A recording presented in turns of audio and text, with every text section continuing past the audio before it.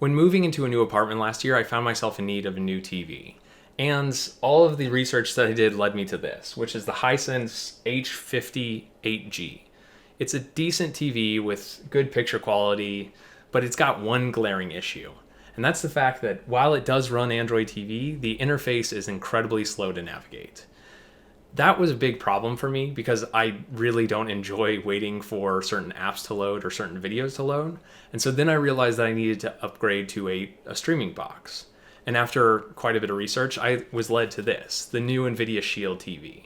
Now, this might be a little bit overkill for what I needed because, I don't need so much processing power, but I hoped that it would be good enough to stick around for a few years and be excellent for some other things. Now, Nvidia also adds on some extra features versus other streaming boxes that I thought would be really cool to try out, and if they worked, it'd be an excellent experience. So let's talk about it. This is NOISO, and this is the Nvidia Shield TV review. If you're specifically here to watch the Cyberpunk performance, you should go to this timestamp. But if you want to see the full review, you can start right now. The Shield TV offers a number of features over standard streaming sticks, starting with the hardware. In addition to just the HDMI out, you also have several USB ports and a dedicated Ethernet jack. This is excellent if you're wanting to stream 4K video or notably stream games through the Shield TV. Those two USB ports can either be used for watching content directly off of, or you can connect controllers into it to have a direct link to the Shield TV. In terms of just the watching experience and what I mentioned bothered me at the beginning of the video, this is substantially faster than the native interface on my Hisense TV. It does navigate menus a lot quicker, it opens applications a lot quicker, and usually it loads videos a lot quicker, with some exceptions. I did notice that HBO Go is really slow at loading videos on just about any video box I've tried, and unfortunately the Nvidia Shield is no exception to that. Now, I think this is more of a software optimization problem than a hardware issue, but I was a little bit disappointed with the fact that this really didn't offer substantial gains in certain applications. The experience otherwise is just about what you'd expect out of Android TV, but faster. But then there's additional options that you can have with this extra performance. If you want to play Android applications on your Shield TV, you have more processing capability than you would with the streaming stick. And while that's not a big deal for me, I do understand why you would want to do that. I was particularly interested in Nvidia's AI upscaling features because I frequently watch old television from the 90s and early 2000s. And so upgrading from the 720p or whatever it was shot in order to have a more fitting experience on a 4K screen, that was really appealing to me. But when I actually turned on the AI upscaling on the Nvidia Shield TV, a lot of the times I really didn't notice a improvement as much as just a difference. Now in most cases, like a 1080p to 4K upgrade doesn't really matter to me because I don't really pay attention to those differences. But I was really hoping that watching Fresh Prince of Bel-Air on the Nvidia Shield TV would be a significantly better experience because of the AI upscaling. And if you look at this B-roll, you can see that that really isn't obvious.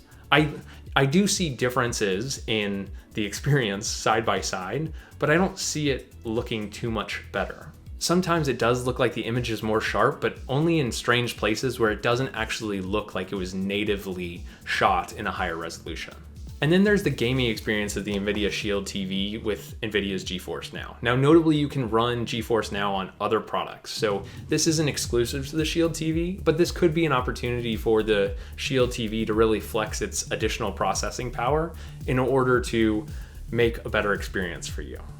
GeForce Now has both a free tier and a $5 premium tier for you to get unlimited access and usually higher frame rates. But even on the free tier, which you can see here, I still was getting a pretty great experience.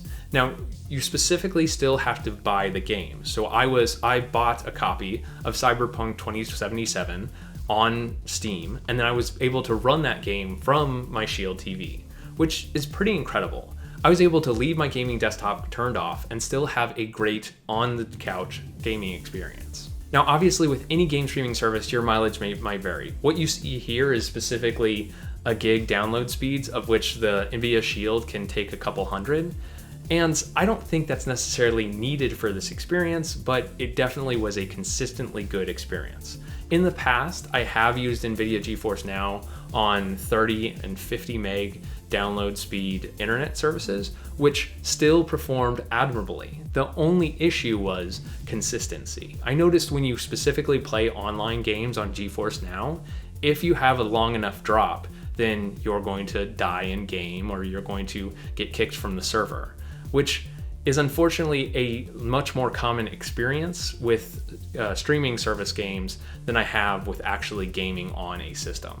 Cyberpunk 2077, though, has been widely criticized for its inability to run on older hardware, specifically on older Xboxes and PS4s. And I've tried to run it on a couple of gaming laptops to no avail. And so this is notably an incredible experience, considering I am on maximum details with ray tracing and getting relatively good frame rates.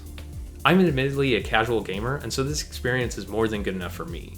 If you are a big gamer and you really are dependent on higher consistent frame rates, then maybe Nvidia GeForce Now on the Nvidia Shield won't be the best option for you.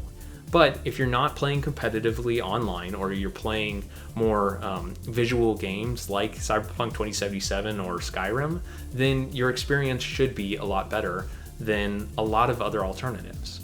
And at its price point, the Shield TV is significantly more accessible than newer consoles, especially considering how difficult it is to get a new console today. So does all of this add up to a better experience on the Shield TV and one that I want to keep? I'm not so sure. At this point, I really don't need the extra features and the processing power that the Shield TV enables. Instead, I think I'm probably better off just getting a more traditional streaming stick in order to have a better set-top experience, but I don't really need the additional processing power of the Shield TV. That might be a different case for you. Let me know down in the comments what you think of the Shield TV and whether you think the extra features are worth it. If you haven't already, be sure to get subscribed, and I'll catch you in the next one.